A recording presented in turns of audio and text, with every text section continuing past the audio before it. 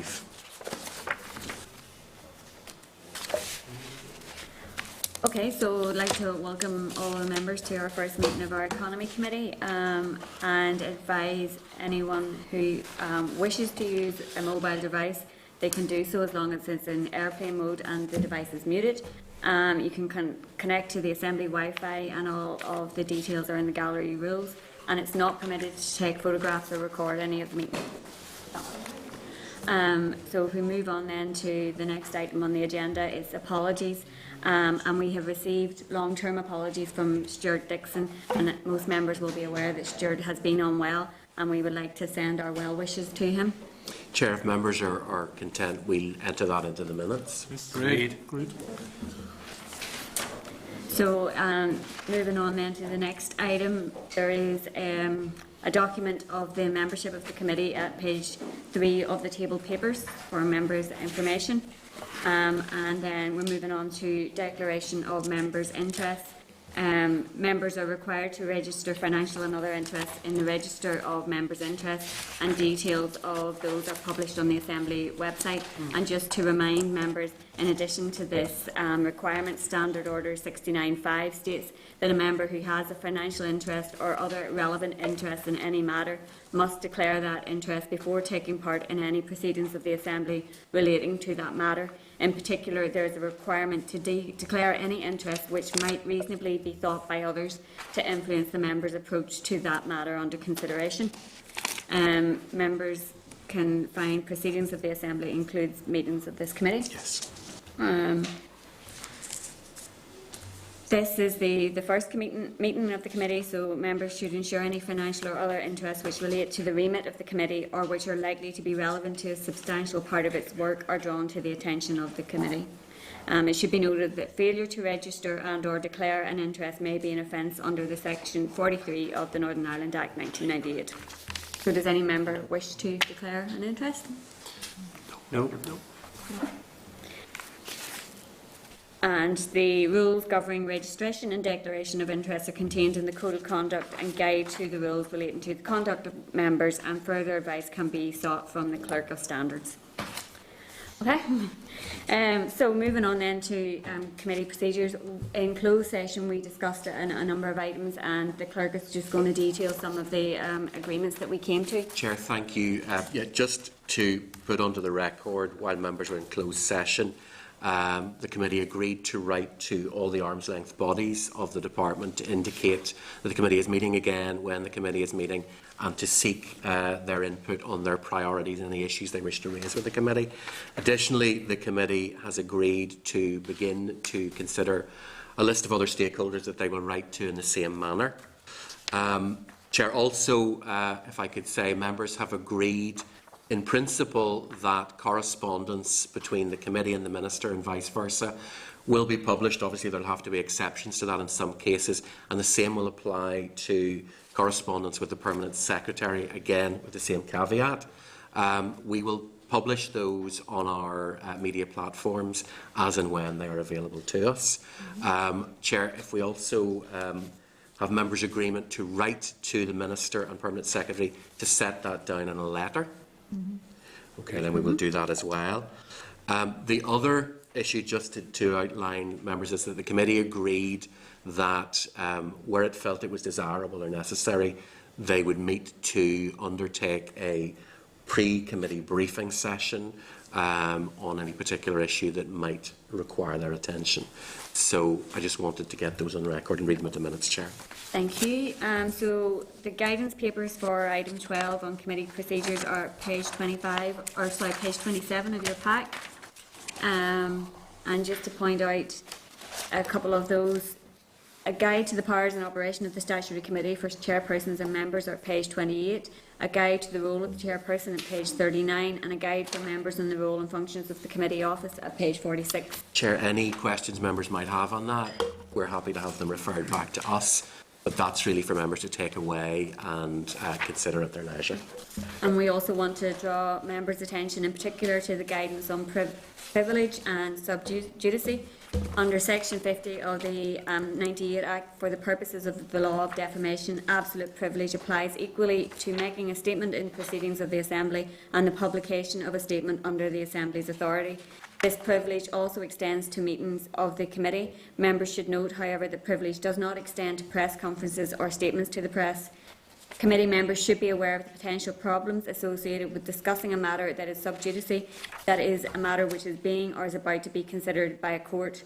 The sub judice rule required by Section 41 and Schedule 6 of the 98 Act is contained in Standing Order 73. It provides that any matters in respect of which legal proceedings are active should not be referred to in committee proceedings, except to the extent permitted by the committee chairperson. In such cases, the matter awaiting adjudication should not be prejudiced by comment in public session of a committee meeting. The rules relating to this are summarised in the Guide to the Powers and Operation of Statutory Committees for Chairpersons and Members that members have been provided with at page 28. So, are there any questions or anything that is needed clarified in regards to that? If anything, Chair, comes up, if members want to refer that back to us, we're more than happy to deal with it. Okay, then moving on to item 13, guidance on timescales for interaction between committees and departments. We note the guidance paper at page 49, which sets out the timescales for provision of information and evidence between departments and committees, and was agreed by the Executive and Assembly Chairpersons Liaison Group. Again, Chair, that's there for members to consider. We have a particular number of working days in which we expect response to our correspondence. Okay. So we're moving on then to item 14, which is subordinate legislation, delegation of technical scrutiny to the examiner of statutory rules. And the guidance for this is on page 54 of the pack on handling subordinate legislation. A paper has also been provided at page 5 of the table papers, providing an overview of the types of secondary legislation. If the clerk wouldn't mind briefing the committee regarding consideration of the subordinate legislation. Chair, members are probably aware from the committees that have already met that during the hiatus there were still statutory rules being laid in the Assembly that were either subject to negative resolution or subject to no procedure. If I can just refresh members and those in the public gallery, negative resolution simply means that the secondary legislation comes into effect at a particular date unless the Assembly chooses to pray against it or annul it. So those have been racking up, if you like. There are several hundred of them. We have around 30. And it'll basically be part of the committee meeting today that we start to go through those. What the little presentation that members have in hard copy does is also identifies the other kinds of secondary legislation, such as confirmative, affirmative, draft and so on. I'm not going to go through that again now because I'm sure members will be happy to take that away and look at it. But if we just highlight that all of the statutory rules we'll be looking at today and next week are either subject to negative resolution or subject to no procedure. In the case of the no procedure, what we've done is we are reading it into the record for members' approval in the same way as we would negative resolution, rather than simply noting it. That way, members have a record of whether or not they have actually approved the statutory rules with no overall procedure. So just to flag that up, and that's why when we get to that stage of the meeting, it will be relatively time-consuming. Okay, so there's a motion here that we want to read into the record that the Committee for the Economy under Standing Order 43 resolves to delegate to the Examiner of Statutory Rules the technical scrutiny of statutory rules referred to the Committee under the above-mentioned Standing Order. The Committee further resolves that in carrying out this function, the Examiner shall be authorised to report her technical findings on each statutory rule to the Assembly and to the relevant department, as well as to the committee itself, and to publish her report. So our members agree with that? Right.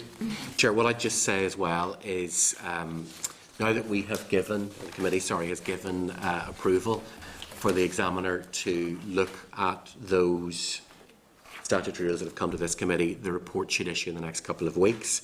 Therefore, all of the statutory rules that members are looking at today, if they agree them, that agreement is subject to that report. Members will also be aware, with negative resolution statutory rules, that once they come into effect, there's a number of plenary days while they could still be annulled. We still have the countdown on all of our statutory rules, some more than others. I think the average is probably around 4 plenaries left. So that basically means that while we are under some time pressure, we are not under an absolute time pressure. So if members wish to defer a decision in any of these SRs, we will do that till next week. And if members want to seek further information, again, we can do that as well if members wish to defer a particular SR. So we'll come to that later on once we've had the briefing. Okay, so we're moving on then to item 15, and the clerk is going to brief us on the report from the committee during 2016-17 mandate. Chair, this is, I'm just going to deal with this very briefly. What members have in their packs is the end of mandate reports from the ETI and Employment and Learning Committees. Now, obviously those date back to 2016, but a lot of the issues are still relevant. And what I've also added to that is a little bit of an update on what the committee undertook in 2016-17. Now, again, I would ask members to have a look through that at their leisure. But one thing I would seek members' approval to do is write to the department for an update on the issues listed by both the Employment and Learning and the ETI committees in terms of getting here's where we are 4 years along. If members are content, we proceed to do that. Great. Yeah. Thank you, Chair. Okay, so then we're moving on to item 16, which is our departmental briefing. There is a clerk's memo in relation to this on page 110, and the department's first day brief for the committee at page 112 of the pack, which sets out background information on the remit, structure and functions of the department and identifies the key issues it's facing. A document has been provided in hard copy outlining the main responsibilities and key personnel within the department. So, I'd just like to pass on the apologies of the Permanent Secretary, Mr Mike Brennan, who's at a ministerial away day, and I'd like to welcome to our meeting Mr Richard Rogers, Head of Energy, Mr Paul Grockett, EU Exit Preparation and Transition, and Mr Colin Lewis, Management Services and Regulation Group. So, if you guys would like to make your If you don't mind, I will just give a wee, in Mike's absence, just a little introductory brief. He obviously would have liked to be here this morning, but he's accompanying the Minister on executive business. So we were very conscious that you wouldn't be, members may not be fully familiar with the work that we do, so we thought it was just best to continue to allow at least 3 of the 5 company secretaries to give you an overview as to what they do. Okay. So I will just give a wee brief introductory remark, and then I'll pass to my colleagues. What's the time we have available this morning? We're probably aiming to have completed this by about 12, so you've got plenty of time.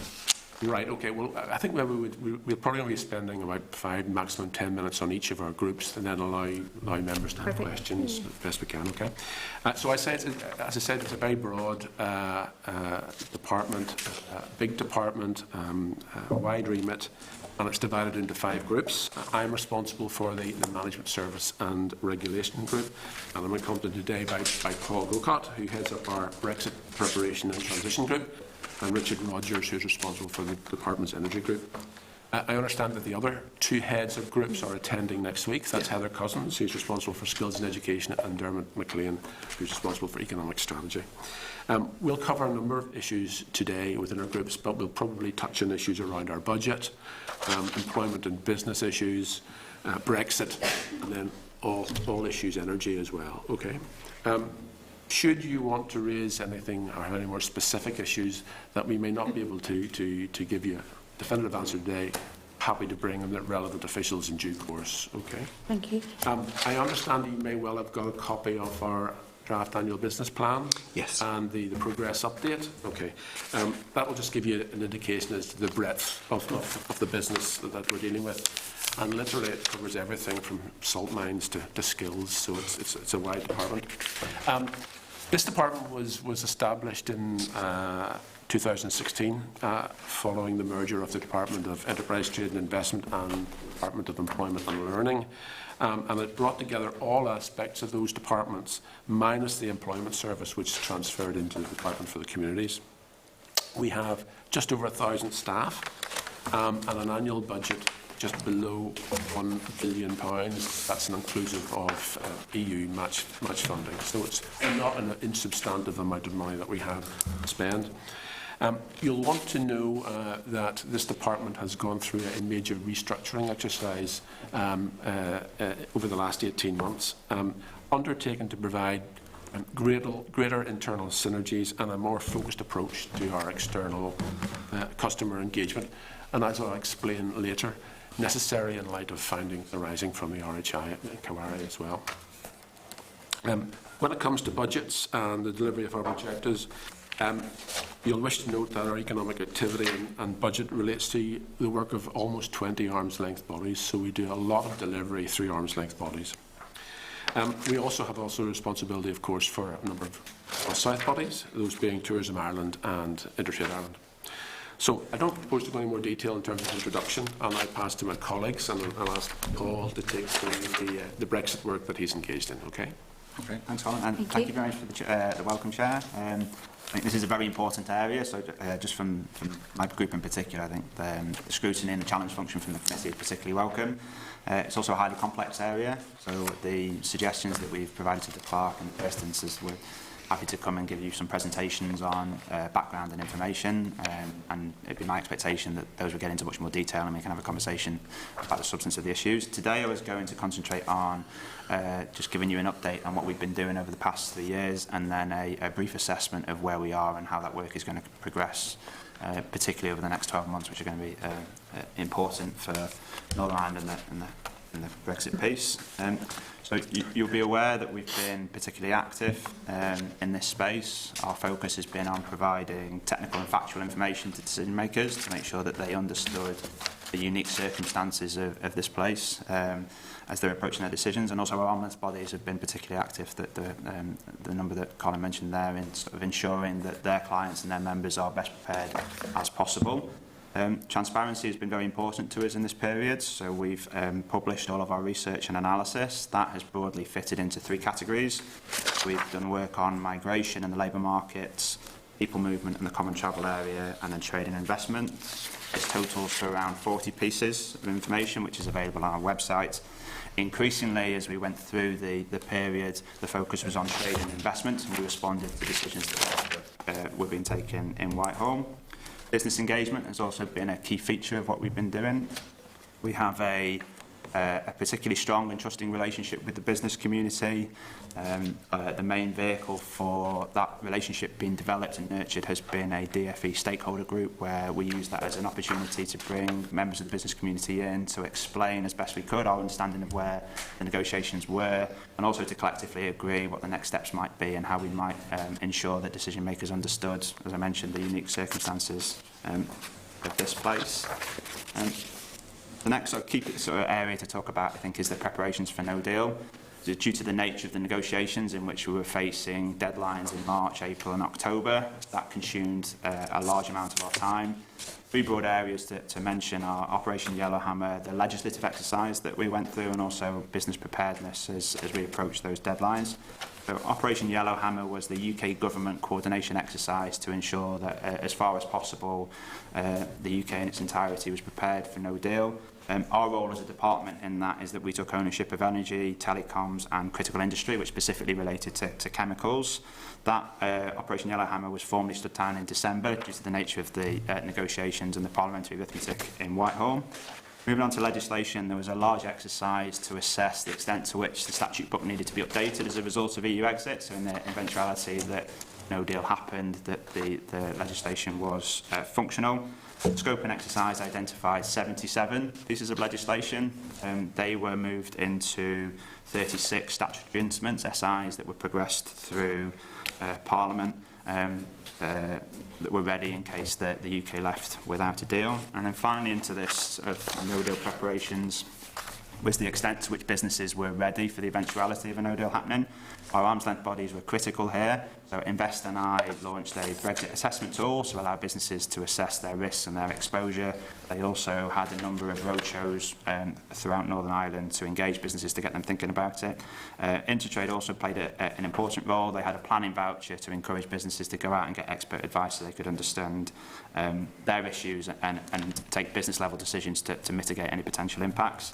And then as a department, we recognised that no deal would have a profound and lasting impact on the Northern Ireland economy and society, so we did our own policy work in developing what an economic policy response would look like. Due to the nature of the negotiations and the progression of the withdrawal agreement bill, none of that work was required, thankfully. Which brings us to the current position. You will have, I'm sure, followed the withdrawal agreement bill through Parliament. There were a small number of amendments accepted by the Lords. That's gone into sort of consideration by the Commons. I think I saw that number 10's intention was to not accept any of them amendments. So there'll be what I expect to be a relatively short period of ping-pong between the two houses. As expected, the withdrawal agreement is passed. That will complete the Article 50 process, and the UK will leave the EU on the 31st of January. This will bring into force the Northern Ireland Protocol. The protocol removes the risk of a hard border and secures Northern Ireland's access to the EU, but is likely to affect businesses' trade with GB, which I'm sure members will be familiar with. The agreement also includes a transition or implementation period, so the substantive change won't be seen by businesses until the start of next year. UK government policy, as we understand, is not to extend the transition period, so that period will end in December 2020, which brings us on to Phase 2. Phase 2 significantly increases the range of issues that are brought into play. So in this period, UK government will be negotiating the implementation of the protocol and the operationalisation of those arrangements. They will be negotiating a future economic partnership with the EU, which covers the totality of UK-EU economic activity. And at the third key priority for UK government will be the development of its independent trade policy. So as an independent member, how the UK trades with third countries like the United States, for example, is frequently referenced. So the outcome of all of these negotiations put together will significantly affect how we approach our economic, investment, industrial, energy, environmental strategies across the piece. So we are seized of the importance that it's, again, essential that decision makers within those negotiations understand Northern Ireland's interests and priorities. So themes for the next phase that we consider, which we've shared with the committee, are 5 strategic work strands. First one, which is, as we consider the most important priority, is the negotiations on the implementation of the protocol and the operationalisation of these arrangements. The next one is the future economic partnership with the EU. Third one is an independent trade policy, so how Northern Ireland's interests are represented there. Fourth item is ensuring that businesses are prepared, can adjust to any changes, and the economy can transition into the post-Brexit economic conditions. And then finally, the fifth strategic area that we're looking at is the readiness of the department for the 1st of January next year. That's all from me at the moment. I'm sure we can come back to questions. I'll just hand over to Richard now for some of the energy. Okay, thank you. Energy is a very complex area, and I think the overarching piece of energy is the development of a new energy strategy, which I hope I'll come back to very quickly. If I start by mentioning RHI, it's mentioned in the New Decade, New Approach document about the closure of RHI, and I think it might be useful if I spend a couple of minutes quickly to outline how we got here. The RHI was launched in 2012. The tariff was unconstrained, which really meant that the flaw in the tariff that you'll all be aware of was that the amount of incentive that we were paying was higher than the cost of producing the heat, and therefore a significant increase in the amount of heat over and above what was expected was produced.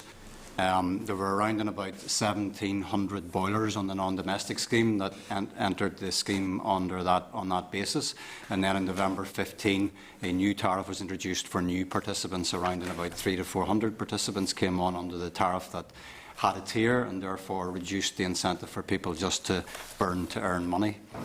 The position we then found ourselves in leading up to the end of the last executive was that the first 1,700 to 1,800 participants were continuing to generate a lot more heat than expected, and the adverse to the budget that was available for the scheme was projected to be over the 20 years around and about £650 million.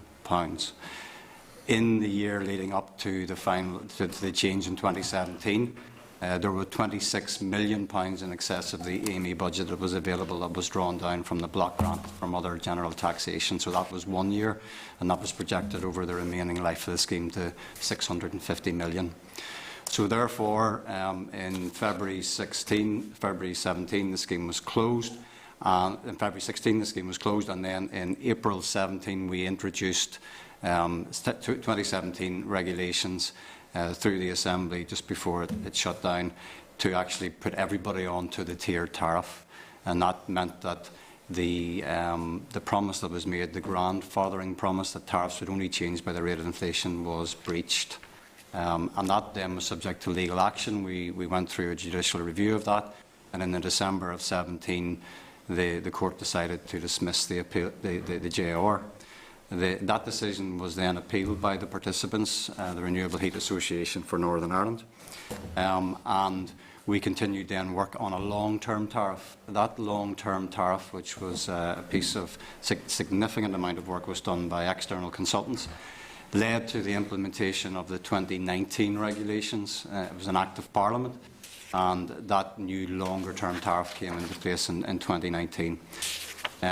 The amount of budget that's available for a renewable heat scheme is around and about £30 million as we speak at the moment, and the amount that we're actually using of that is about £5 or £6 million, because the tariff was reduced to bring it into line with the original intention of a rate of return of 12%.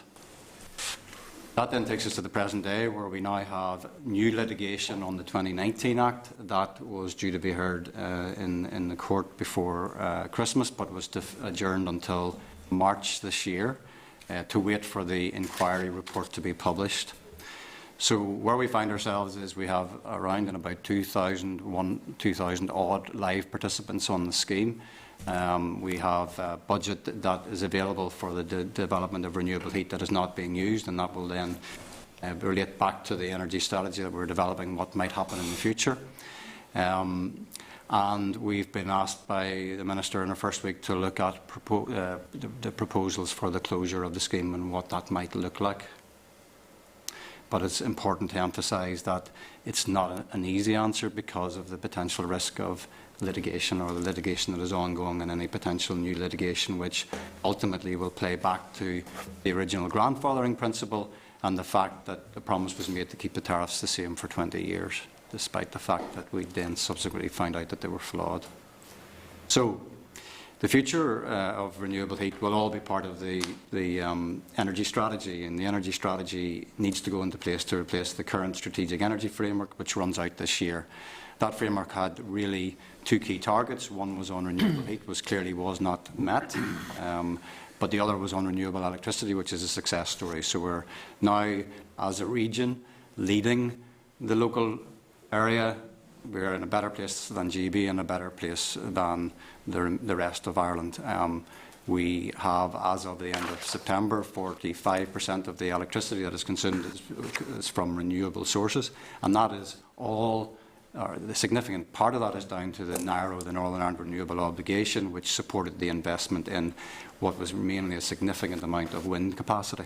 To give members an idea on that, the amount of wind and solar capacity that has been installed since the NIRO was introduced in 2010 up until its closure is close to a peak day demand, and the peak day demand tends to happen in January whenever it's at its darkest.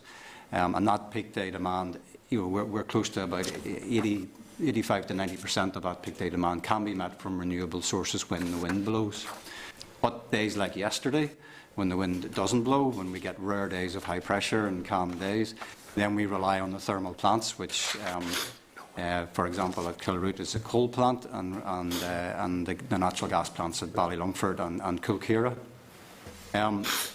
When we're in a position of the wind not blowing, then we are getting tight on the security of supply basis, and members should also be aware that for the last 15 years there has been a significant piece of important infrastructure, the North-South Interconnector, which has been in gestation and really needs to be delivered. So, for example, as an example, yesterday there was an amber alert, which really meant that with wind only being 15% on the system, there was an unexpected failure at one of the thermal plants, and therefore we were importing to capacity from Scotland, and Sony and Airgrid were working together to ensure we got as much electricity from the Republic of Ireland into Northern Ireland. Now, in the end, that alert ultimately was ended without a need to shed any load. But members should be aware that there is that margin of supply which is tight in the absence of interconnection.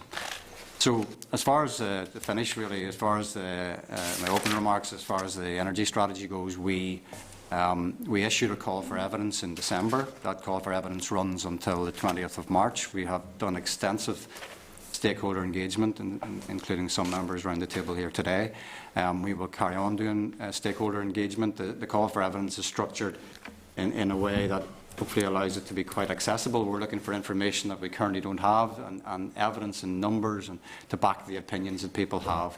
Ultimately, this is all framed in the legislation, the UK legislation to deliver net zero carbon by 2050, which builds on the commitments made in the Paris Accord 2015. In order to get to full decarbonisation over the next 30 years, we've split it into the areas of power, heat and transport.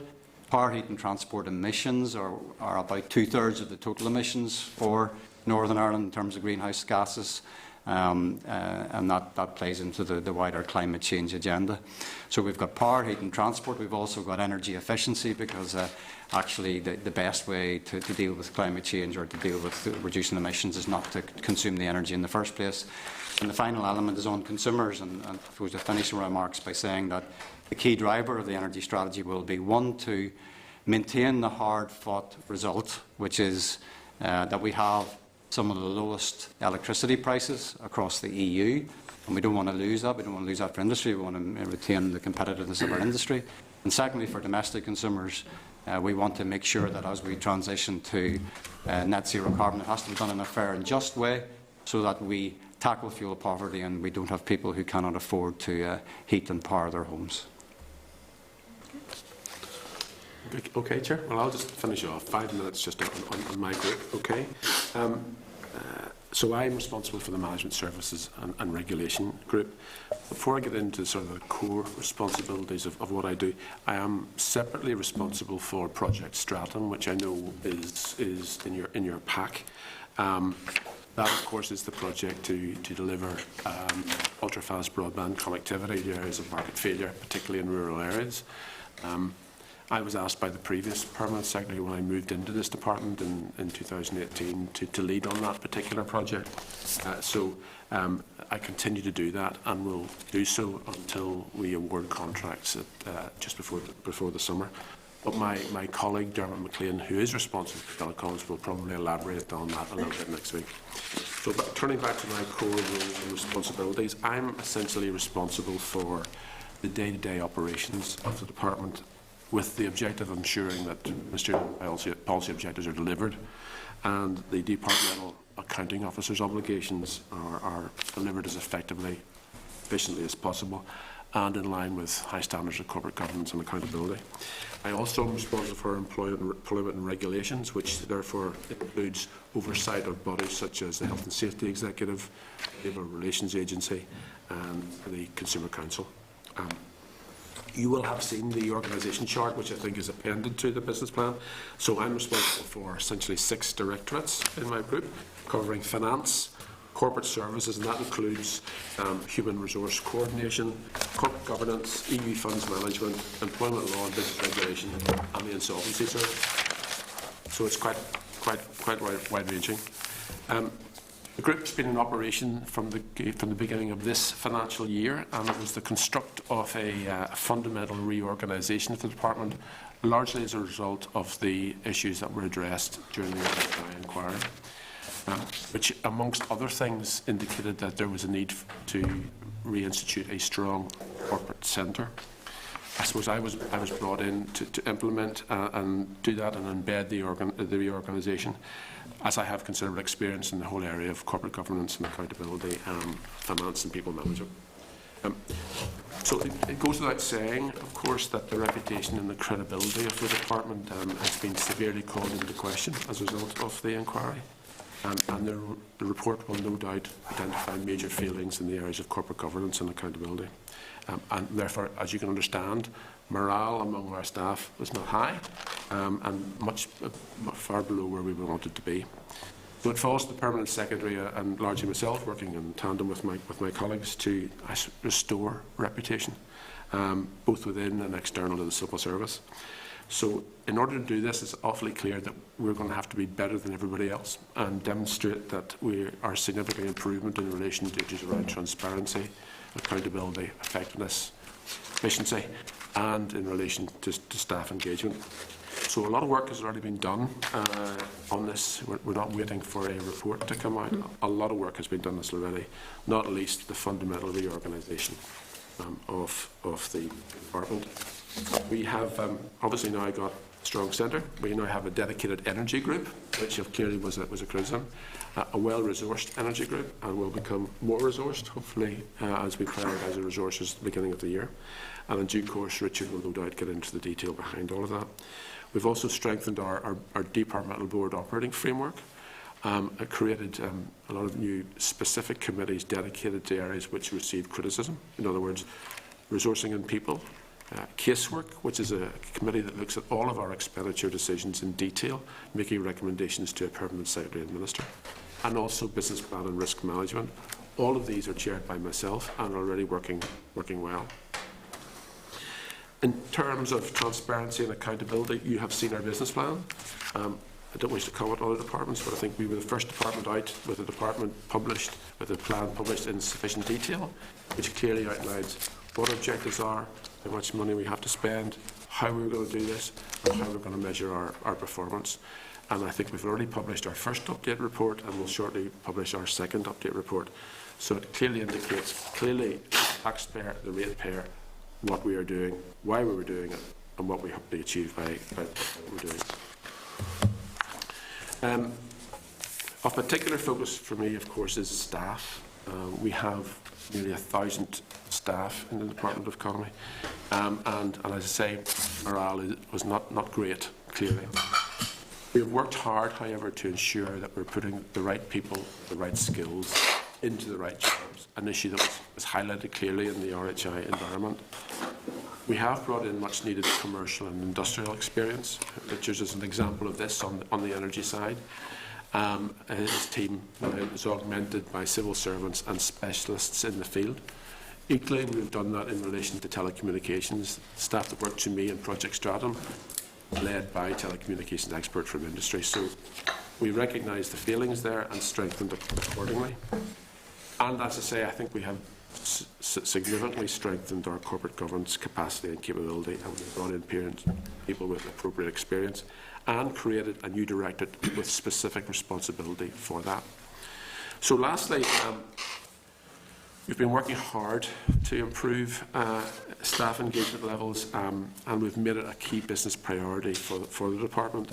And I'm pleased to say that a lot of very detailed work has been done in this area, and despite ongoing issues around industrial relations and pay, etc., which are clearly you will hear about in due course, no doubt, I'm happy to say that as I understand from our latest civil service people survey results, which is just completed, the results haven't been issued yet, although I've seen some figures, this department has done particularly well and has improved against all benchmark targets, and we're scoring well above those across the civil service. This is important. It's important that we have our staff better engaged, better motivated, because that will ultimately reflect in better quality service to the customer. So we have lots of challenges ahead. I mean, I deal with finance. We have a situation every year with one-year budgets. We are constantly trying to live within our means, and up to this point have been relying on in-year allocations to manage our pressures. That is not going to change going forward. So we have obviously major issues to address on those things, and no doubt in due course you'll get a much more detailed brief in relation to our finances. So, Chair, that's just a very brief overview of three groups. That's helpful to you. Okay. Yep. Thanks very much for all three of you, and I'm sure we will be wanting to get you back for more in-depth discussions on all of those areas. I have a list of speakers here, but I would just like to ask a couple of questions myself firstly. In terms of the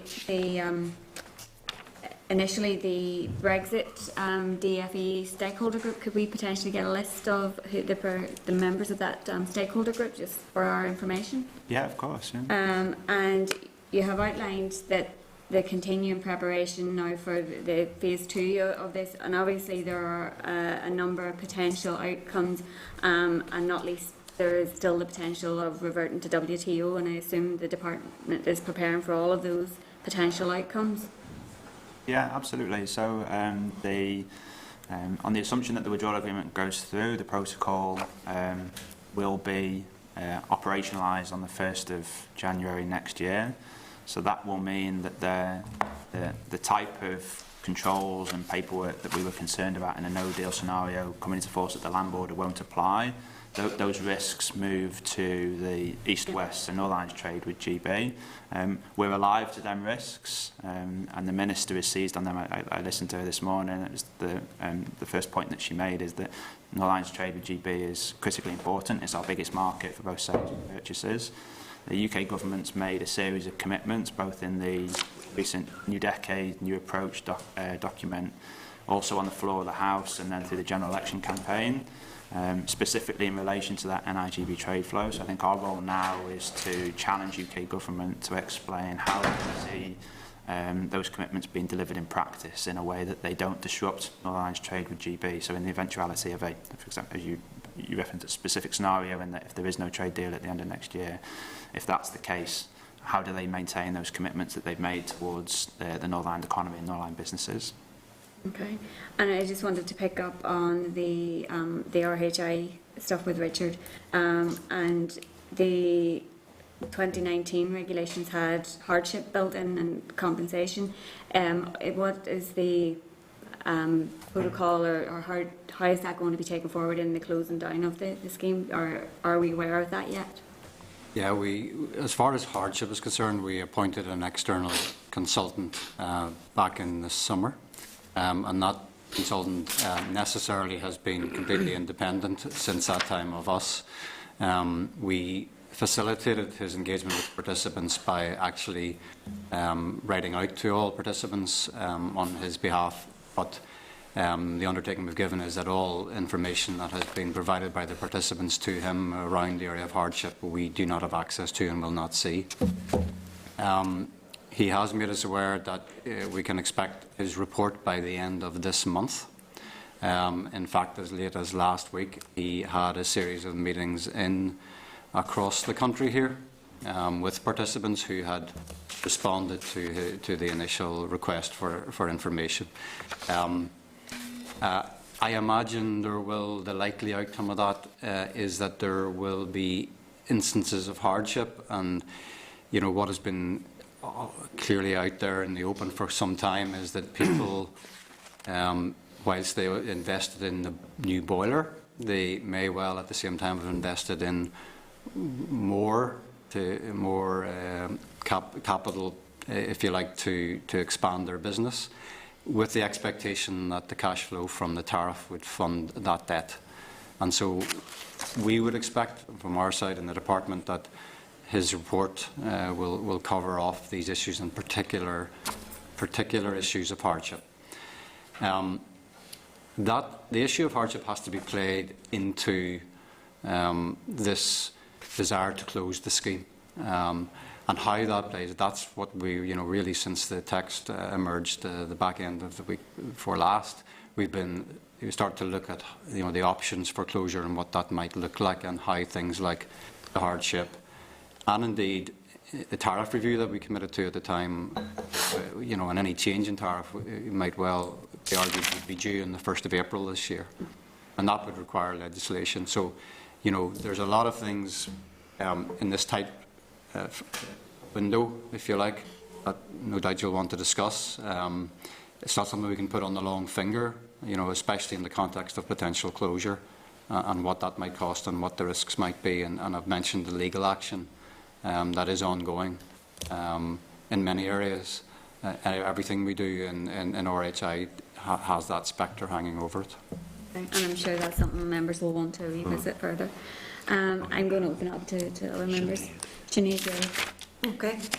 Thank you very much for the presentation. And Colin, I just want to come to you first. I suppose for us as committee members here, we're all concerned about governance and transparency and oversight. And one of the key features of this committee is scrutiny. And we don't want to be found wanting either. So it's really important that transformation and major restructuring is embedded down.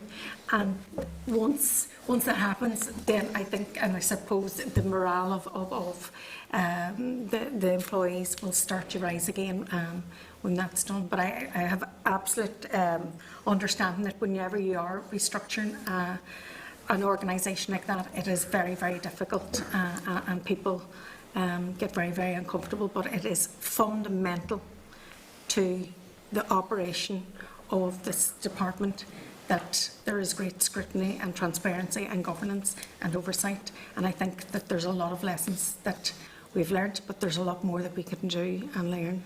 And I suppose we'll probably be regularly on top of that going forward. The other aspect that I would like to talk to Paul about as well, I mean, it's very difficult sometimes to plan for what you don't know, and that's really what you have been doing or been trying to do, or preempt for the past 3 years.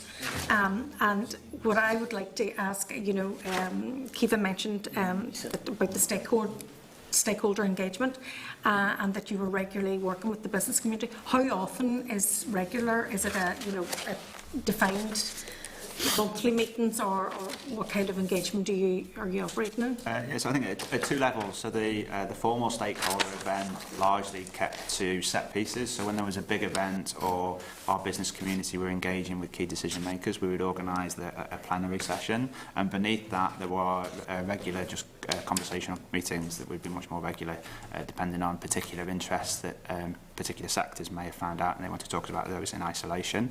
But we can provide you with a fuller account of when it met, if that would be helpful.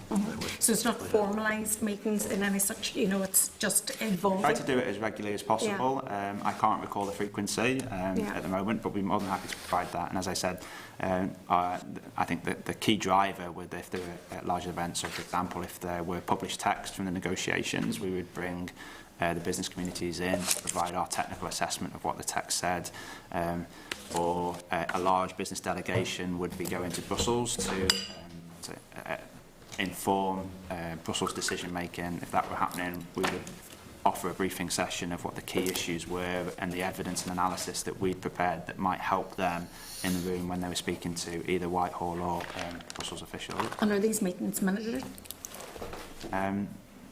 No, I can't recall. No, I don't think they. I can check that. Right. And then the other aspect of it, you know, obviously you're engaging with Whitehall or with the Brexit group within there. How open are they to listening to the protections required for Northern Ireland within the UK protocol, UK Northern Ireland? Yeah, I think so.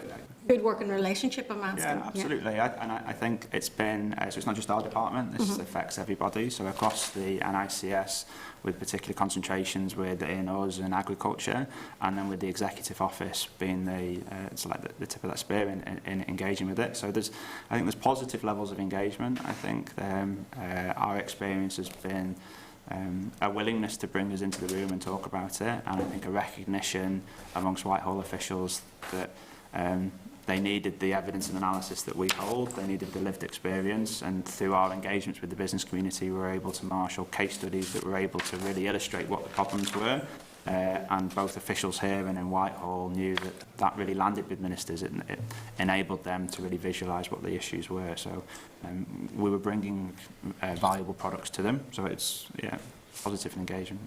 Good. Okay, can I ask another question? It's Richard now.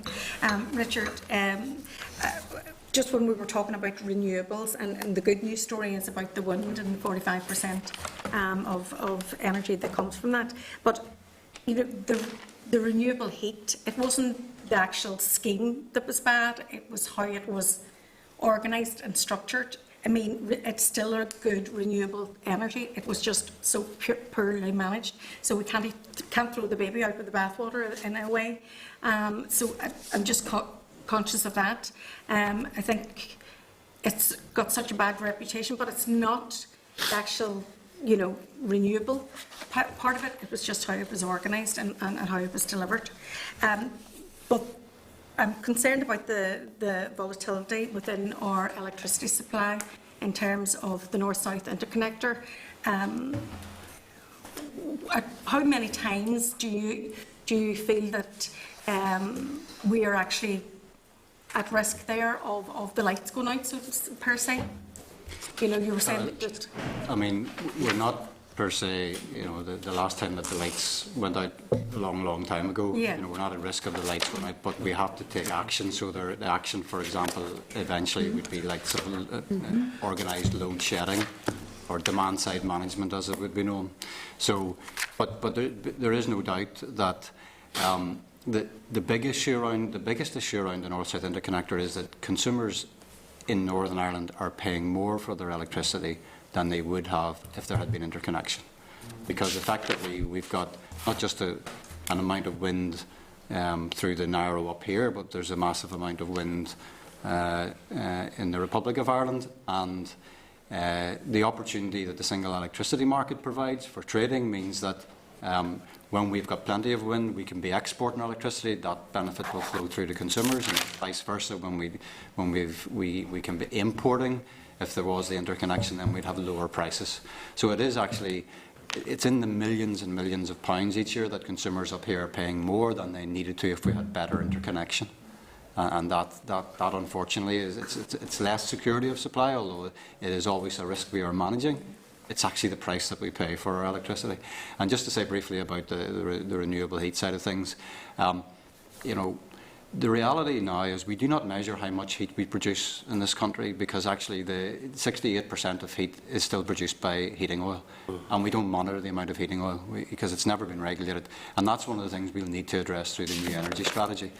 This is all about a pathway to zero carbon. It's about decarbonising heat. There is no silver bullet. There is no one-size-fits-all. Just last week, there was a celebration of the Gas to the West project, which was something that was supported by the last executive to the tune of 31 million. When gas is now available in Derry Lynn at the glass plant there, for example, who would have believed it 25 years ago when gas first arrived here? When people switch from kerosene, from heating oil, to natural gas, with the energy efficiency improvements of a modern boiler, they reduce their carbon footprint by 50%. That's good. It's on the pathway. It tackles fuel poverty. People can pay as you go. So that's great that people are getting a choice. The big issues that we have to address in the short term is not necessarily on the gas network, which could ultimately become a hydrogen network. It's actually in rural areas where we're saying, how do we, what about the electrification of heat? We have to switch off wind turbines whenever there's not the electricity demand, because there's not the opportunity to store the electricity that's produced. At the moment, the system can take up to 65% of the demand from wind at any one time, and Sony is working towards 75% later this year. But that means that at times when the wind's blowing, you'll see the wind turbines switched off. They're switched off because effectively the operator in Castlereagh House switches off operators in turn. So it's not good when you've invested in the capital for wind turbines to be switched off. So we're looking at ways, for example, of being able to use that electricity. And, we've got a real opportunity here through the development of the energy strategy to do innovative projects that look at both using more of the electricity that we could produce and tackling fuel poverty at the same time in rural areas by, for example, novel projects like maybe community heat networks and so on. So people have said to me over the years, and I was in the fuel poverty sector for a long time, that we can't tackle fuel poverty because of the volatility of fossil fuel prices. Well, actually, in the move to zero carbon, whilst it's going to cost money, there's a real opportunity that because the prices can be more stable, that we can really tackle fuel poverty for the first time. And that will be about joining up the community. And that's why it's not just an issue for the Department for the Economy, it's across the whole of government. We're working, for example, with communities, colleagues, about how to tackle fuel poverty. I suppose there are a number of significant commitments in the New Decade, New Approach document around climate change and moving towards a zero carbon economy, and I think we'll probably be looking to get a fuller briefing on all of that as well. Okay. Gary, next. Thanks, Chair. That leads me on nicely just in terms of the New Decade, New Approach document. And I suppose my question is for Paul. It's around the Brexit stuff and the future relationship with the European Union and the commitments that the UK government have given within the document. It's to look at future access to the negotiations as we go forward. I suppose, could you maybe give us an idea as to, were there any areas where we were almost, in terms of Northern Ireland, not having a government for 3 years, where we were lacking access to some of the discussions directly with the EU? They state in the agreement that the Northern Ireland Executive are invited to be part of the UK delegation in any meetings going forward with the UK EU specialists or joint committees discussing Northern Ireland. Did we not have access during this past 3 years? Are these new things going forward?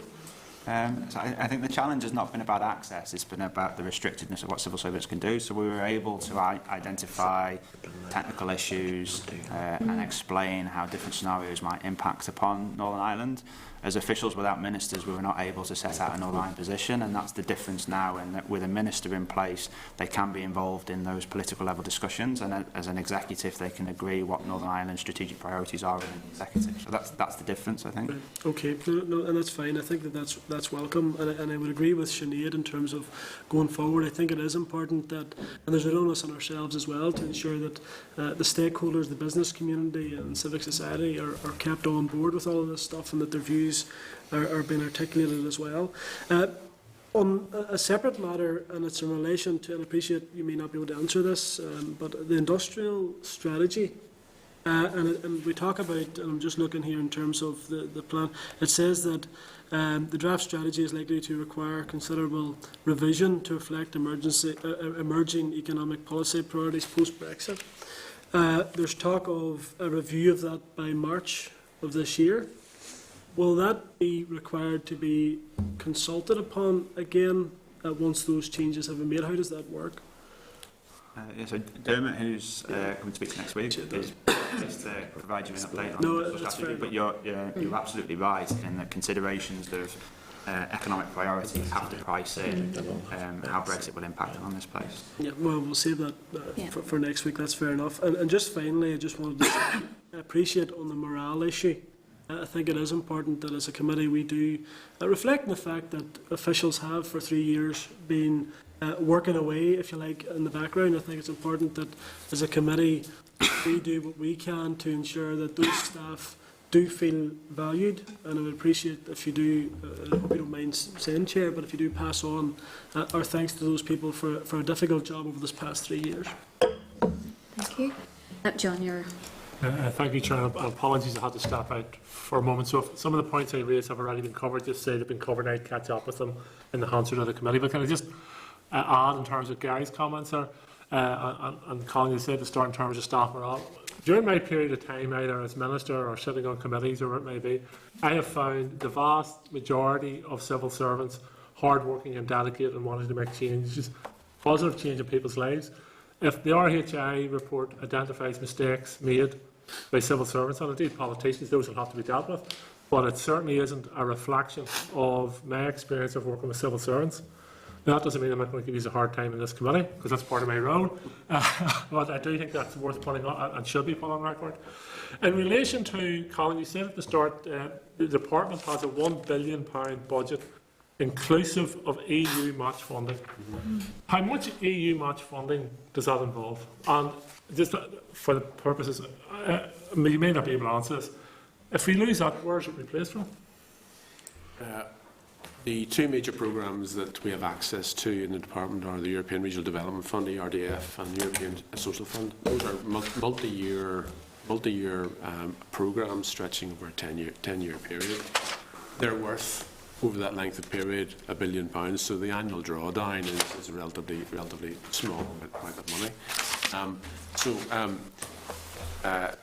But it's essential because it drives an awful lot of our business development activity. and for many years we had difficulty in getting that expenditure to where it was basically needed. We suffered a lot of problems in relation to governance and compliance issues. I'm happy to say now that we would be an exemplar in relation to the spending of this money, to the extent now that I think that we're the only region within the British Isles and indeed perhaps across the European Union that are able to access performance reserves, money that were set aside. If you didn't achieve targets, we've been able to release all of that and spend it. So it's an essential thing for our offering to our business sector. If there will obviously be a lot of discussions in relation to the replacement. You will have heard comments about the Shared Prosperity Fund. The amount of engagement at official level between officials in Westminster and ourselves has been quite limited in relation to that, simply because officials in Westminster didn't have the ministerial coverage to engage with the devolved administrations. That said, we will be making a fairly significant pitch to ensure that the amount of money that was previously drawn down under previous programmes will be matched going forward. Who's to say what the outcome of those negotiations would be? But I would simply say, in relation to what this department does and its offering, particularly on the business development side, it is absolutely vital to the SME and micro business sector that we do have access to investment broadly similar to what was in ERDF. At ESF, discussions are ongoing, John, and we'll stay very close. And clearly this will be a priority for our Minister now in place to ensure she talks to the necessary ministers within Whitehall. It's on a slightly different subject, but thank you for that answer. Just a question to Richard. In terms of, and this has been asked again, and the answer's been given, I've checked and answered, so just feel free to say it's been answered. In terms of RHIs, you outlined that, using my own words to interpret what you said, that's not quite clear what is meant in the two governments' document around closing down the RHI scheme, because you have got contractual obligations to those claimants, around 2,000 claimants that are there. And I think you said you're currently using a budget of between 5 to 6 million from an overall budget of 30 million. Can you elaborate on that further? And even indeed in terms of the new energy strategy that you're bringing in, RHI, concerns raised that it wasn't renewable in the sense of carbon friendly or reducing carbon emissions, etc. Will you be conscious of that moving forward in terms of a new energy strategy, that renewable should also mean reducing our carbon footprint? Of course, and the distinction here is that fossil fuels is the release of carbon dioxide that was captured millions of years ago, whereas biomass is short cycle carbon. So in effect the argument is that the amount of carbon dioxide absorbed in the growing of the wood is released when it's burned. And it's short cycle, so it happens over 1 to 3 to 5 to 10 year life cycle. And so that's why biomass is acceptable, has been defined acceptable globally as a renewable option. But for example, in GB, the RHI now, which still is running for another, well, it's due to finish in 2021, but may well be extended. It bans biomass in conurbations because of fuel or air quality issues, so particulates that come from the biomass.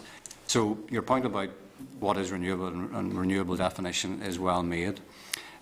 We've been asked by the Minister as a matter of urgency to come up with what closure might look like, and we need, I mentioned when you were out, we need to do that quickly, because actually there are things coming down the track like hardship and tariff reviews that need to be addressed sooner rather than later.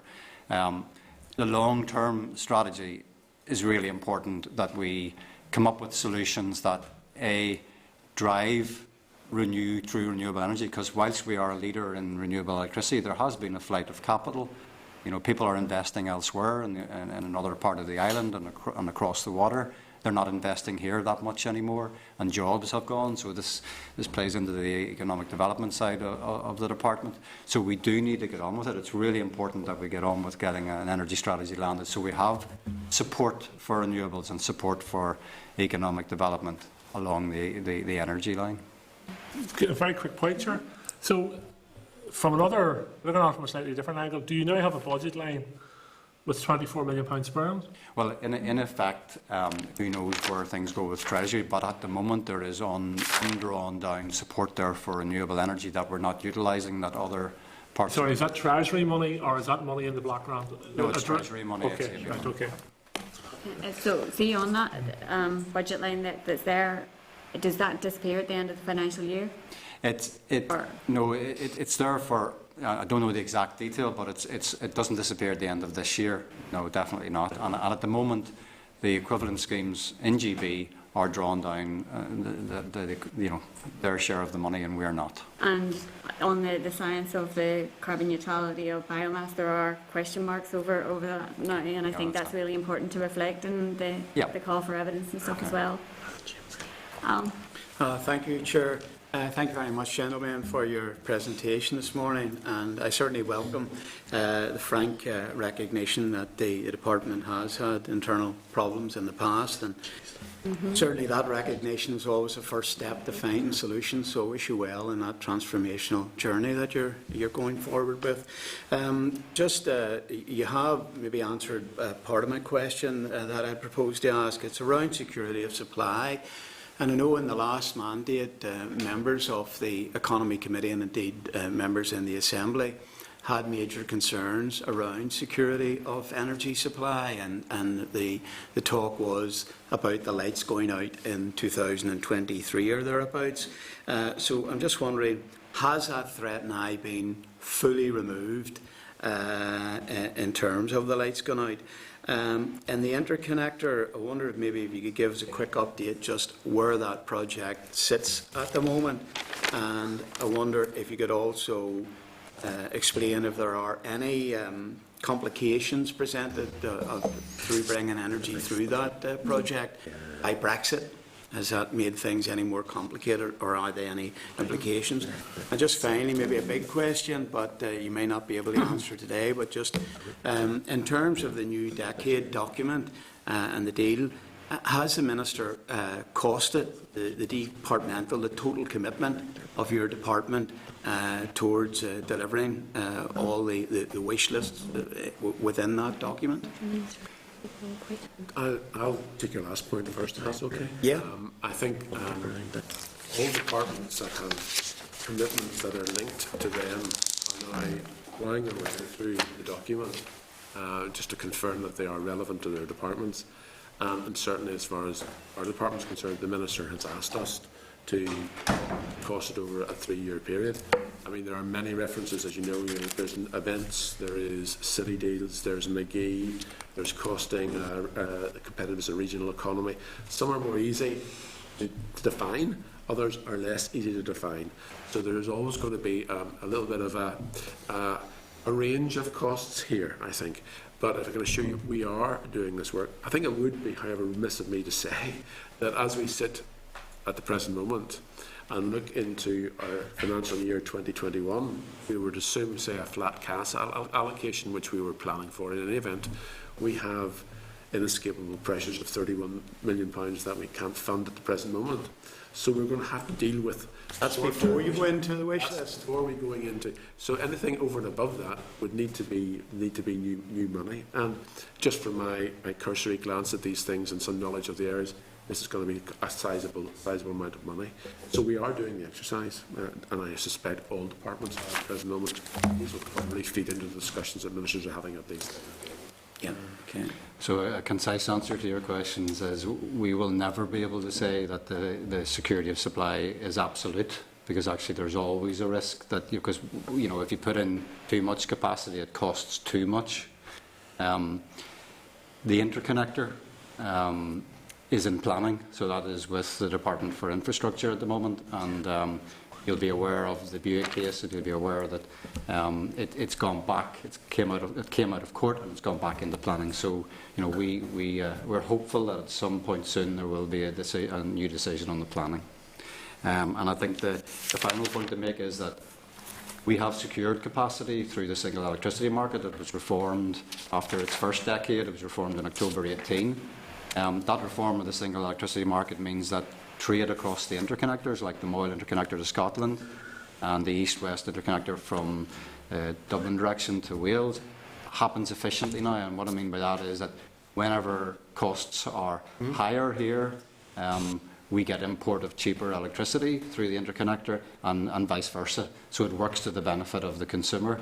And I think to try and put members' minds at ease, we have secured capacity through the single electricity market capacity auctions to ensure that we can keep the lights on over the coming years, but we do need the interconnector because it comes back to the fact that that will lead to lower cost of electricity, which we all aspire to for consumers.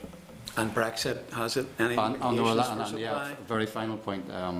There's been fantastic support for the single electricity market between UK and Irish governments. There's a commitment even in the no-deal scenario, which hopefully now is gone for good, that we would retain the single electricity market. And there was a lot of good work done with both Whitehall and Dublin officials to ensure that in an EU exit scenario, the single electricity market will be retained for the benefit of consumers here and across the island. Thank you. Claire. Thank you, Chair, and thank you for your presentation. I suppose we're hearing an awful lot about a new decade, new approach, and it almost feels like that's the programme for government for 2021-22 at this stage, because we only have 2 years left within this mandate to try and put forward any aims and objectives. I suppose the one thing that I'm not hearing in this mandate is the approach around outcomes-based accountability and how we are working with other departments to be more strategic and how we approach policy, so that indeed the savings that we must make over the next probably 10 years or more is around strategic thinking. And even just to draw to an example around RHI, it's not just about renewable energies. It was somewhat to supplement farmers and the agricultural economy. Are you having conversations with DERA to feed into that? Being probably the biggest economy in Northern Ireland, if we pull the rug from beneath that, then we cause all of ourselves great difficulty. So I suppose I'm quite keen to understand what engagement you are having with other departments, not just in relation to RHI, but indeed all the other priorities that you would have moving forward. I'm really keen, and maybe it's not appropriate to ask you to outline this today, to hear more about your restructuring exercise. I know you said it was in response to RHI, but again, I think all government departments need to be quite keen to look at how they can make efficiencies, and again, that will feed into their objectives and what their intent is and around that. So I would be really interested to know, and again, I'm happy for the officials to come back and present to us around that. What is your focus around that restructuring? Is it just about making efficiency? Is it about trimming the fat? Or is it around how do we better improve public services? How do we deliver for the people of Northern Ireland? Because I think sometimes in public services we tend to get focused on the bottom line, when really our focus should be about providing for the people of Northern Ireland. And I suppose really it's just to pick up on a point that John made and the Chair. The 25 million that seems to be underspent, I appreciate that it may not have to be spent by the end of this financial year, which I'm quite pleased about, given that we have very few months left. But do you have a date of when it does have to be spent? Because indeed the strategies that you're developing are not going to take 2 months, I would imagine. I imagine it's going to take a piece of work. So we need to have that in place. We need to have a forward work programme. We need to have aims and objectives, and we have to have an expenditure plan in order to spend that outstanding 25 million. So what I suppose I'm really asking you, realistically, are we going to be sending that back to the Treasurer? Thank you. Okay, number of points there. I can deal with the first two. Sure. Okay, and your point about outcomes-based accountability. I think I'm glad that the civil service, in presumably agreement with ministers prior to the collapse of the before, had already signed up to the principle of outcomes-based accountability. And as you're aware, we have an outcomes delivery plan, which during the last 3 years has been continually updated.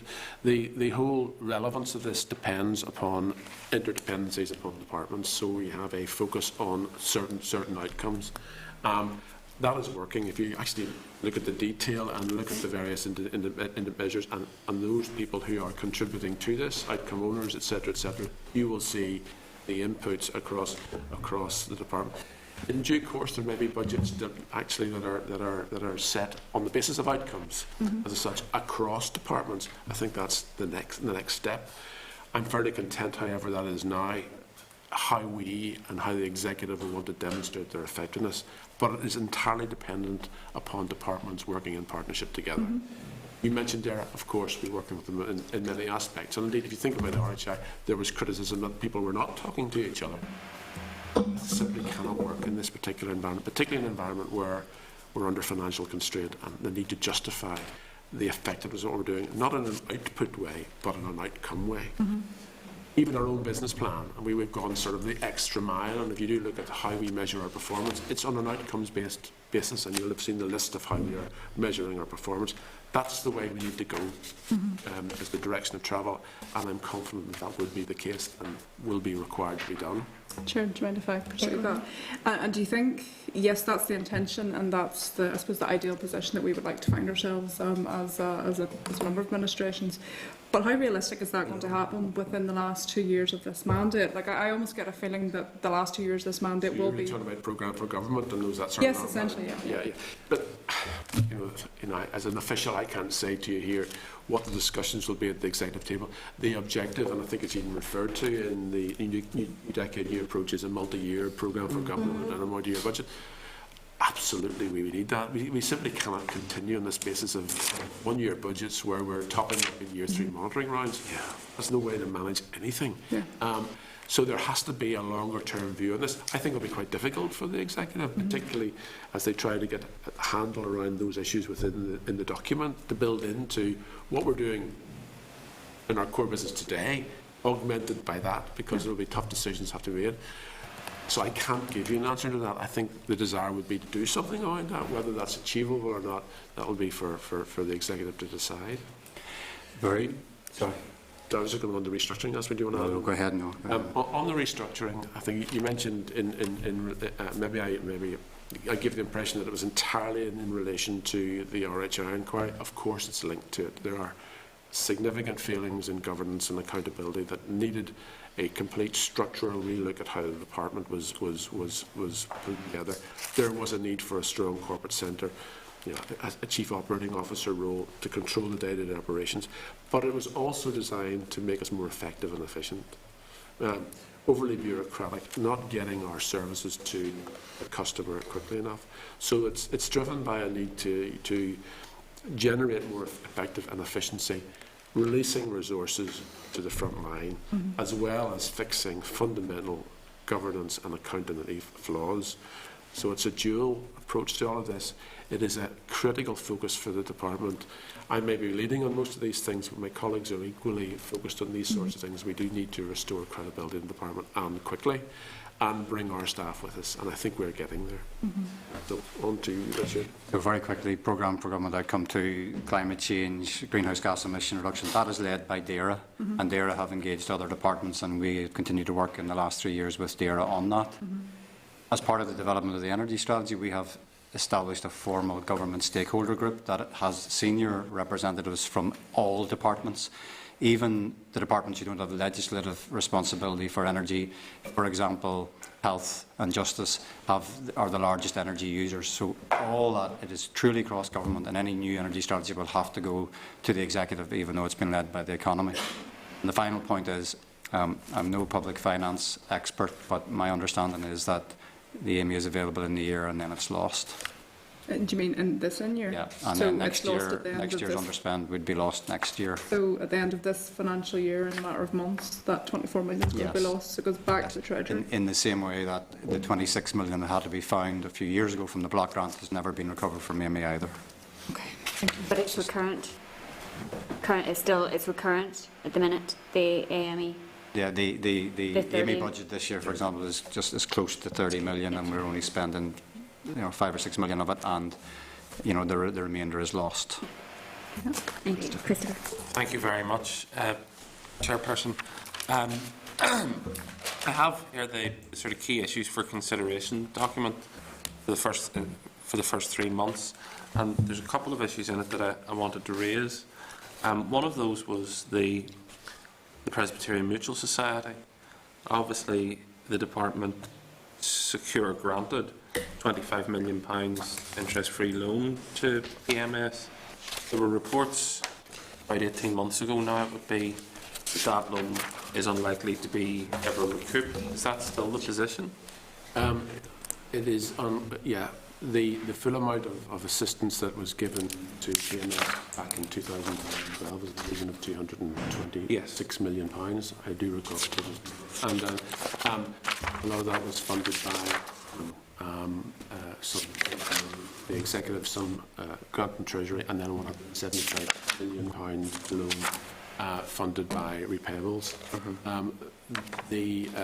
We're at a critical time in the process because we're coming to the end of the 10-year period, and that is the point in which all of the major investment properties will be realised and sold. We're halfway through realising all of those, and at this point in time, we believe that the £175 million loan will be repaid. Will be repaid. There may well be some slippage towards the end. It is entirely dependent upon the volatility in the property market. But I think if you were to look back then and where we are now, I think the achievement that we are now beginning to project is favourable, and so I think give the impression that the due diligence that was done then was particularly thorough. So we're hopeful that the £175 million loan will be repaid, if not in full, almost in full. And in terms of the small savers that were sort of protected by the government intervention, have they all now been paid back? You'll recall the structure of the deal at the time, and the decision that was taken by ministers was that the small savers would be almost paid in full, and that the larger savers would have to make a contribution. As far as I recall, the small savers were repaid almost entirely in full. They received almost all of their sums back. The larger savers that made a contribution to the bailout fund will not be repaid. They are an unsecured creditor. Can I write to you about an individual who was a small saver and approached me about a week ago? Yes, absolutely. We do receive correspondence from time to time. She hasn't received. I think she had £7,000 in the society, and she hasn't received anything back All right, yet. okay. I'm surprised to hear that the small saver has not received funds. Okay. Please write to me, write to the department. Yes, I will. Thank you. In terms of the Brexit processes, could I ask what assessment has been made of the cost of the economy if the Northern Ireland Protocol is imposed upon us? So our assessment is that it's too early to tell, because I mentioned, I think, during the presentation that the variables, while Northern Ireland's trade with the EU is secure, our trade with GB is still to be determined through the implementation of the protocol, decisions between the UK and the EU, and the outcome of the future economic partnership negotiations. So there are quite significant variables there, and the range is significant. So it's too early to provide a definitive assessment of what that impact will be. We are alive to the risks, but there are risks that need to be mitigated. And I mentioned that UK government has made a series of commitments about those particular issues, and it's now our priority to make sure that they deliver on those commitments to ensure that those risks don't materialise, and any range of economic impact is reduced to as minimal as possible, if not completely mitigated. And in terms of just consumers and their access to products and their access to services and stuff like that, is there an assessment being made in terms of the impact there? Because one of my great concerns is that we're going to end up seeing more and more advertisements and stuff on television with, you know, the wee hashtag at the bottom, product not available, or the wee star at the bottom, product not available in Northern Ireland, or offer doesn't apply in Northern Ireland. Have we made an assessment in terms of the sort of impact that the Northern Ireland Protocol would have in that regard? So the scale of the issue is significant. So around 2/3 of what we buy comes from GB. Within that figure, again, around 2/3 is wholesale and retail, so these high street shops. So it's a significant issue that we're alive to. And again, when the Prime Minister was in Belfast, he made a statement about the only circumstances in which that risk would materialise would be if the free trade agreement, which they're aiming to negotiate, is suboptimal. So we need to hold them to that and explain that, because this isn't just an economy issue, and it's a good point that you've raised, that this affects businesses but also consumers, and significantly in this space, because a large volume of products that are available on our high street that come from GB. That's great. Thank you. Thank you. Thanks very much, Chair, and welcome, gentlemen. And I think we all recognise the work that the Department has done to address a number of the issues, I suppose, following on from the RHI and inquiry and so on. I think we welcome that. You've obviously been reacting to it.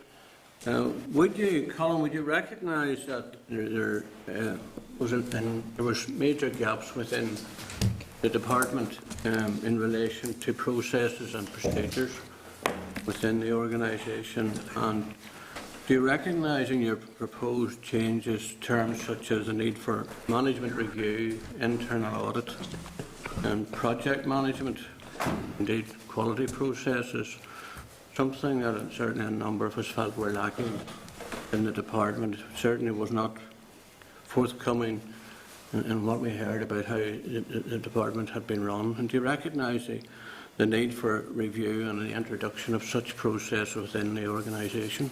Yeah, very much so. You have to realise, we're new to the department, but we are new to our department. Yes, right, fair enough. Yeah. We're clearly very attuned to what went on. So we watched the inquiry unfold just as much as you did. I haven't had any party to the report, so I don't know what's in the report per se, but it's very clear from what has happened what the feelings were in the area of governance and accountability. All of the points that you raise, of course, I recognise. They would be fundamental to any assurance regime that a permanent secretary would wish to rely on to ensure regularity and probability of the use of public funds. That said, clearly there were deficiencies, and as what you've heard from my introductory remarks in relation to structure, we have certainly put in place the right structure to put a focus on corporate governance and accountability as being a primary objective of the department. We have a dedicated division in my group to do so. You mentioned project management, of course, failings there. We have strengthened that up. I think one of the major failings was, of course, we didn't have the necessary perhaps industry and commercial expertise in relation to those. I mean, we're now running major capital programs, for example, Project Stratum, where we now have the project director who's a telecom expert who's managed major programs. And within my group, that's been taken forward and managed in an extremely professional way, subject to gateway review at various stages. Good. In the same way that Richard's side, on the energy side, Richard's background doing exactly the same. So there was clear, obvious lessons to be learned there. I mean, internal audit is a fundamental requirement of your assurance regime. You rely on a programme of work, a strategy and a plan which you devise to look at risks are over a cycle period. That's all embedded in the organisation. And I think we have brought in people who have an experience and background in this. I have worked in corporate governance and accountability most of my public sector career. I'm an accountant. I've done this sort of stuff. And so there's a focus on all of this. We recognise that if we don't get this right this time, the credibility of the department and the service is at stake here. So we've invested heavily in this to get this right, and we do not apologise for a good process. We will be vigorous in the scrutiny of how funding is applied, ensuring not only regularity, probity, but also best value for. So you can be assured, and you will test us on this going forward, that at the strategic level, I think we've got it right. We now need to work through to ensure that we don't have these sort of issues rising again, because Good. I can't give you any more assurance to that. That's a good start. Thank you very much. Richard, a lot has been said about energy. One of the factors that's come up here over the years was the cost of energy in relation to business, especially relating to manufacturing costs. How do you feel that that will be addressed or partially addressed through the new energy strategy? Yeah,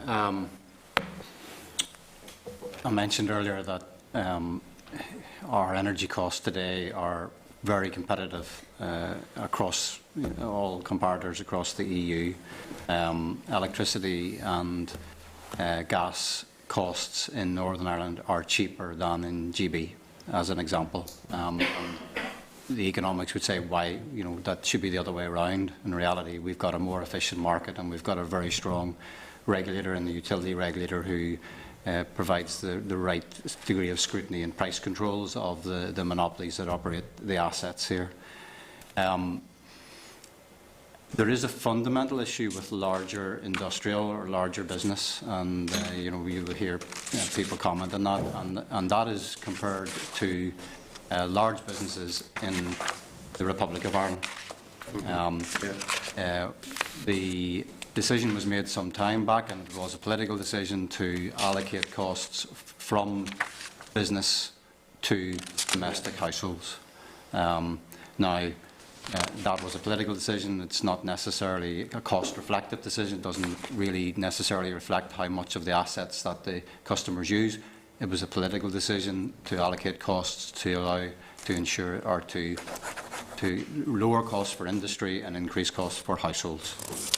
That's something up here over the years, and I was a non-exec director on the Utility Regulator Board for 8 years. It certainly wasn't in the mind at that time of the board to do the same up here. And you can understand why people would want it, but it would mean that if we were to do the same, then it would increase the costs of electricity and gas to domestic consumers, and we have the highest prevalence of fuel poverty across the islands, and we weren't of a mind to do that. No, just bearing in mind places like Michelin, one of the big issues there was the cost of energy. Yeah.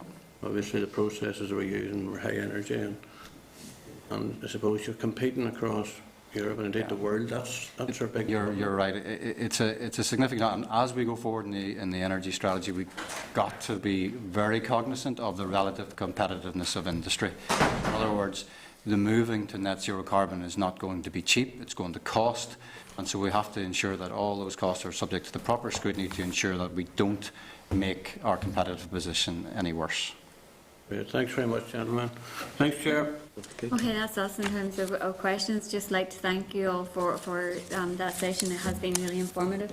And I think just to reiterate the points that have been made by John and Gordon and Gary in relation to the work of the department and officials, and notwithstanding that obviously there were feelings and they're significant, but I think it's important in terms of not least building public confidence that we have on record the restructuring that has taken place and the focus that there is on corporate governance. So that is very welcome to have on record. So thanks very much. Thank you very much. Thank you. See you soon. Chair, there's a number of issues that were brought up during the various questions. We will capture those and put a request into the department for information. Sure.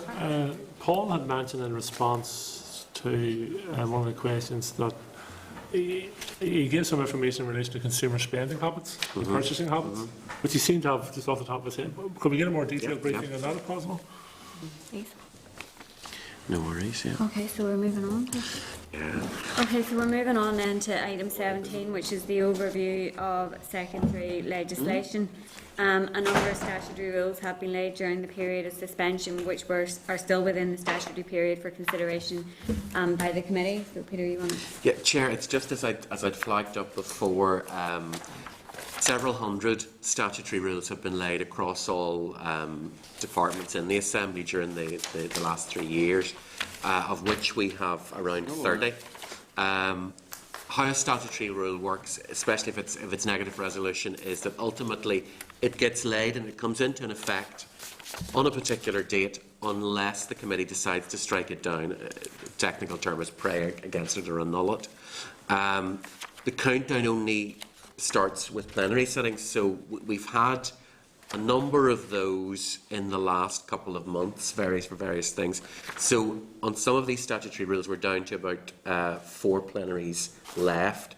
So that means, as I said before, we are under time pressure, but it's not an absolute immediate today time pressure. So there's a number of the statutory rules we have here that we've clustered. Say, for example, where you've got the same rule being laid 17, 18 and 19, we've put them together. As members will appreciate, things that have already passed and happened would be very difficult to pray against and strike down. But what I'd also like to flag up is that what may occur during this process is processes within the department that members may want more information on. We've already had a couple of members have mentioned getting a bit more briefing on just exactly how student funding works, how the loans work, how that's paid, what's available to young people who study outside the region and so on. And I think that's something we'll now press for an early briefing on, because it's incredibly complicated. And those who remember back to the Dell committee when this first came in, when student fees first came in, it was an issue that caused a lot of questions and so on, simply because of the way the thing was managed. And it moved from a loans company that was set up to a different arrangement. I think it might just be useful to get some background on that. So we will make a beginning on these statutory rules. I'm conscious of the fact that we do need to probably vacate at one, because there'll be changeover for the next committee. But we'll go as far as we can, and if we leave 5 minutes at the end, there's a couple of other items we need to address. And just to reflect that, this was a significant number of pages for members to get through, and we do need to give appropriate levels of scrutiny to the legislation that is coming through the committee. And some of them, I think, we may look to get a wee bit more detail on in particular. So perhaps if we look at some of those ones that are for years already past, and try to deal with those first. So if we follow the cluster, Chair, as it's set down, that should probably allow us to at least get a number sorted out in the time we have. But we'll come back to others, and if there's any we want to drop out, we can come back to those as well. So there is the process for consideration, which is laid out on page 5 of your table pack.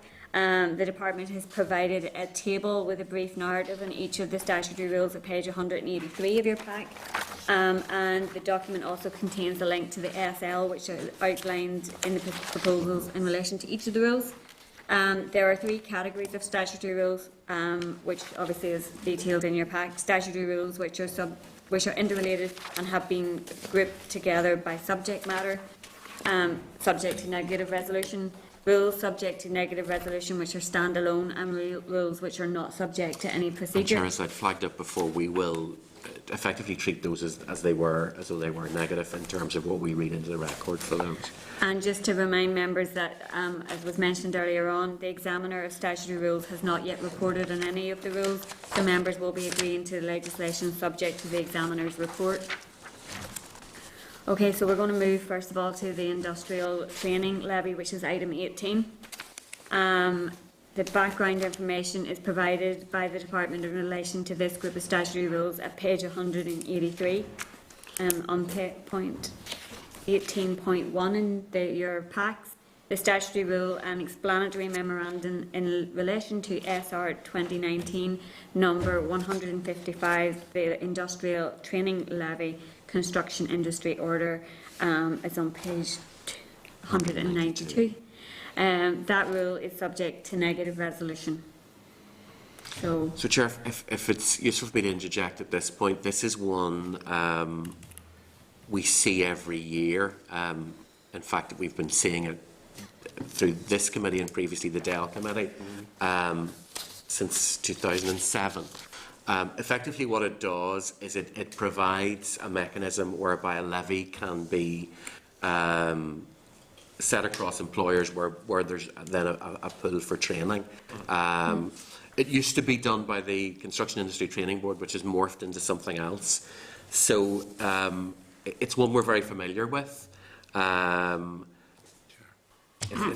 I propose that the Committee for the Economy has considered SR 2019 number 155, the Industrial Training Levy Construction Industry Order, Northern Ireland 2019, and has no objection to the rules subject to the Examiner of Statutory Rules report. You need to say that. But you need to read it. If members are content to proceed, basically. Yes. yeah. Fair enough. So that the Committee for the Economy has considered 2019 number 155, the Industrial Training Levy Construction Industry Order, Northern Ireland 2019, and recommends that it be annulled by the Assembly. Agreed. Oh, hang on, which one? You've read the annulled one. Oh. No, we don't want that one. Oh, sorry. excuse No, we don't want that one. We don't want that one. So for each, there's an option. So we're going with the contempt one. So if you read that again. Please ignore that. We just annulled that, so we don't mean that. So the Committee for the Economy has considered SR 2019 number 155, the Industrial Training Levy Construction Industry Order, Northern Ireland 2019, and has no objection to the rule subject to the Examiner of Statutory Rules report. Great, that's one done. Okay. So they then moved to So we're then moving on to the 2018 one, which is on page 202. And again, subject to negative resolution. So if members are content Members. that the Content? Great. Yep. If you read out that one, right? The Committee for the Economy has considered SR 2018 number 131, the Industrial Training Levy Construction Industry Order Northern Ireland 2018, and has no objection to the rules subject to the Examiner's Statutory Rules Report. 17. So, Chair, the next one's the 17. Are members content to approve that as well? Because effectively it has been collected and spent a couple of years ago. So if you could read that one. That the Committee for the Economy has considered SR 2017 number 105, the Industrial Training Levy Construction Industry Order Northern Ireland 2017, and has no objection to the rules subject to the Examiner's Statutory Rules Report. Perfect. And then more than two. Okay, so then we're moving on to the SRs and student fees. And the background information is provided by the Department in relation to this group on page 183 and 184. The statutory rule and explanatory memorandum in relation to SR 2019-102, the student fees amounts and education support number 2 amendment regulations Northern Ireland 2019 at page 222.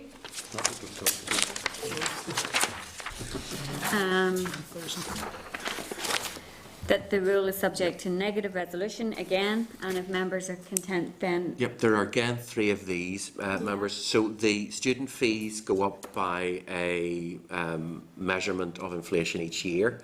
Again, this has been coming through since the Primary Act came in, I think, 2010. There are 3 here. This is the most recent. We're going to work backwards. So therefore, are members content to approve that? Great. Okay, so we go for the positive one. Yes, if you read that in. so that the Committee for the Economy has considered SR 2019-102, the student fees amounts and education student support number 2 amendment regulations Northern Ireland 2019, and has no objections to the rules subject to the Examiner's Statutory Rules Report. And then, Chair, what we do is we go straight to the 2018, and if you read that one, if members are content. That the Committee for the Economy has considered SR 2018-105, the student fees amounts amendment regulations Northern Ireland 2018, and has no objection to the rules subject to the Examiner's Statutory Rules Report. Yep. And then, Chair, that takes us to the 2017 one. Again, if members are content. Great. If you go that one. So that the Committee for the Economy has considered SR 2017-104, the student fees amounts amendment regulations Northern Ireland 2017, and has no objection to the rules subject to the Examiner's Statutory Rules Report. The 20. You see, just in relation to the item 20, the student support, does that include the maintenance grant? Because the maintenance grant has stayed at the same level for the past number of years and hasn't been increased with inflation. I want to give you a definitive answer on that, but I can't off the top of my head. It seems to consider the loans. Yeah, it does, and the loan my amount. understanding would also have been It's just I couldn't find it. do you know what? Let's set those ones aside. If Okay. members are, we set those ones aside because that is a point, and that wouldn't be a bad thing to get information on. Actually, Yeah. yes, you're right. So if we miss 20, Chair, and go to 21.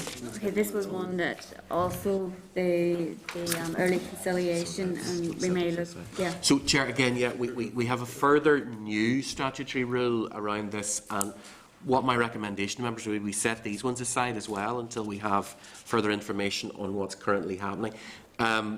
Not all of these are full going back into history, 1718. So I would be happier, just because members have raised some issues, that we defer those, come back to them with better explanations. Okay, thank you. 22. So then this is in relation to the health and safety. Yeah. The background information provided by the Department in relation to this group of statutory rules is at page 186 and 87. The statutory rule and explanatory memorandum are in relation to SR 2019-205, the Employees' Liability Compulsory Insurance Amendment Regulations Northern Ireland 2019 are at page 299, and this rule is subject to negative resolution. So members are content. Basically, Chair, that's simply ensuring that the appropriate regulations are put in place so that that employers have appropriate liability insurance for any employees they have.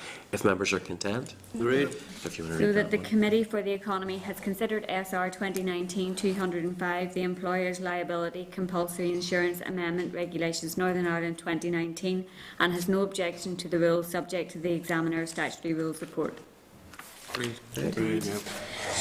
Okay, so then 22.2, the statutory rule and explanatory memorandum in relation to SR 2019-185, the Radiation Emergency Preparedness and Public Information Regulations Northern Ireland 2019 are at page 306. Those are exactly as they sound. They literally are how emergency procedures would be enacted and how people would be informed if there was any kind of radiation leak or scare. As you will imagine, those are not regulations that generally have ever had to be used, but they are updated on an annual basis simply so that every new eventuality is encompassed if members are content. Great. And this rule is subject to negative resolution as well. So that the Committee for the Economy has considered SR 2019-185, the Radiation Emergency Preparedness and Public Information Regulations Northern Ireland 2019, and has no objection to the rules subject to the Examiner's Statutory Rules Report. Great, yeah. Perfect.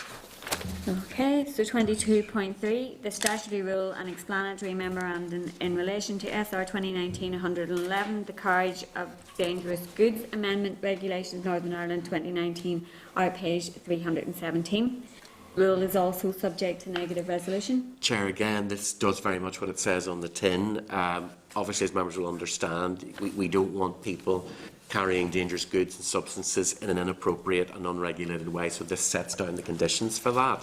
So if members are content. Great, yeah. That the Committee for the Economy has considered SR 2019-111, the Carriage of Dangerous Goods Amendment Regulations Northern Ireland 2019, and has no objection to the rule subject to the Examiner of Statutory Rules Report. Excellent. Great, yeah. 20. So 22.4 then, the statutory rule and explanatory memorandum in relation to SR 2017-90, the equipment and protective systems intended for use in potentially explosive atmospheres regulations Northern Ireland 2017 are page 336. Chair, again, negative resolution, and it is exactly as it sounds. Members will appreciate it is very, very important to have appropriate systems and protections in places when you are dealing with explosive atmospheres or those that are potentially. So this is the 2017, so if members are content on that one, do you want to read That it the Committee for the Economy has considered SR 2017-90, the equipment and protective systems intended for use in potentially explosive atmospheres Regulations Northern Ireland 2017, and has no objection to the rules subject to the Examiner of Statutory Rules Report. Excellent. And you'll be glad to hear that wasn't updated 18 or 19. So we now move on to 22.5. Okay, the statutory rule and explanatory memorandum in relation to SR 2017-156, the Health and Safety First Aid Amendment Regulations Northern Ireland 2017, are on page 437. Again, Chair, exactly as it sounds. And I think maybe something we might want to pick up with the Health and Safety Executive at some point is mental health from them or mental first aid. So this rule is subject to negative resolution as well, that the Committee for the Economy has considered SR 2017-156, the Health and Safety First Aid Amendment Regulations Northern Ireland 2017, and has no objection to the rule subject to the Examiner of Statutory Rules Report. Great. Thank you. And 22.6, the statutory rule and explanatory memorandum in relation to SR 2017-229, the ionising radiations regulations Northern Ireland 2017, are at page 443. Again, Chair, it very much is about exactly as it says. I'm not an ionising radiation expert, so I won't attempt to pretend I am. If members are content. That the Committee for the Economy has considered SR 2017-229, the ionising radiations regulations Northern Ireland 2017, and has no objection to the rules subject to the Examiner's Statutory Rules Report. Excellent. So we then have some SRs on energy. Background information is provided in relation to this group on page 188. The statutory rule and explanatory memorandum in relation to SR 2019-1, the gas designation of pipelines order Northern Ireland 2019 is at page 597, again subject to negative resolution. And Chair, I'm assuming members, most of whom have served on the council, understand the process of designation of pipelines, where effectively it's like an adoption system, where it becomes part of the system. Okay. That the Committee for the Economy has considered SR 2019-1, the gas designation of pipelines order Northern Ireland 2019, and has no objection to the rule subject to the Examiner of Statutory Rules report. Great. So 23.2 then, the statutory rule and explanatory memorandum in relation to SR 2018-5, the offshore electricity development environmental impact assessment revocation regulations Northern Ireland 2018 are at page 601. So, Chair, that was simply revoking the existing guidelines so that new guidelines could be put in place, if members are content. So also subject to negative resolution, that the Committee for the Economy has considered SR 2018-5, the offshore electricity development environmental impact assessment revocation regulations Northern Ireland 2018, and has no objection to the rules subject to the Examiner of Statutory Rules report. So, Chair, if I suggest we leave the SRs there before we get on to the industrial tribunals, because that'll feed into some of the stuff we've deferred in the briefing we'll get. And, Chair, if I suggest we move to item 27, Chairperson's business. Okay.